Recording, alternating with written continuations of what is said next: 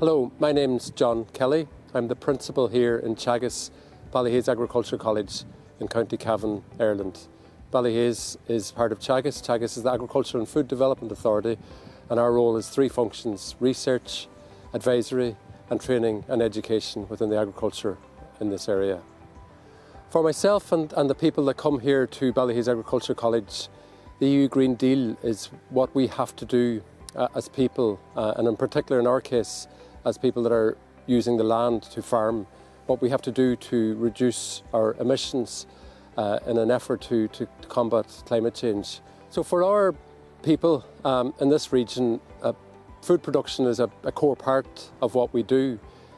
It's a rural part of Ireland, and farming and food production is a really important part of life in this part of Ireland.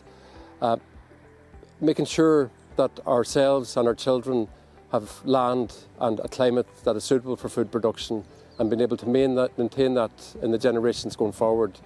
It is absolutely vital that we embrace the challenges and targets that are set out and governed and agreed with the EU with regard to reducing our emissions. So the EU Farm to Fork covers food security, and that's really been a cornerstone of our food production systems in Europe right since the formation of the EEC and subsequently the EU. It's really, really important now more than ever. We've just been through a pandemic and we're also then have the uncertainty of war in Europe, and that food security is really, really important right across the continent. Ireland forms a really core part of that food security. For us, there's some connections then with the EU Green Deal. We have to set ourselves a 25% reduction in agriculture emissions from our sector.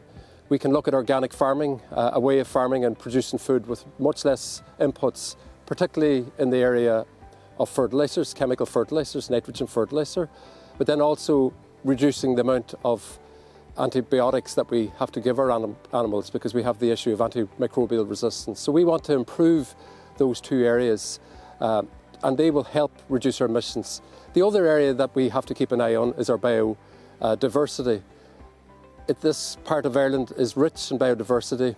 We have a large river flowing through our campus here, for example. We have to protect those watercourses. We have a large amount of trees and forests that are fantastic habitats for biodiversity. And it's really important to get all those things together and to make sure that we embrace the technologies that Teagasc have researched and be able to transfer those skills to our students and farmers that use the college here. So for us, the people that come to our college are farmers and farmers' sons and daughters, the next generation. So we have that regeneration of our farming community. They need skills that will feed into the ability to reduce our greenhouse gas emissions. They'll need to know the technologies that are available. So for example, if we look at chemical nitrogen use, we want to reduce that substantially. So we have to incorporate clover, which takes nitrogen out of the air and makes that available for our grass production. And we have that running in our research centres for a number of years, and now then we bring that to our college and we're able to use something of a skill of growing clover, and it's quite considerable amount of skills that are required to grow and manage clover. And then that's one example of where we can teach something to our people that come here that will reduce the amount of chemical nitrogen that we emit, and then in time reduce our emissions from our sector. There's many other examples as well. So efficiency. So if we take the livestock that we rear here, we have to teach people how to be very, very efficient at looking after those animals. Their husbandry skills have to be better than they've ever been.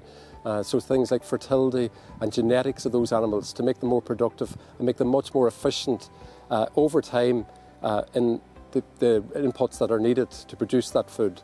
There's many, many technologies that will be developed over the coming years, and there is that emergency there of trying to transfer that technology to the people, the farmers on the ground.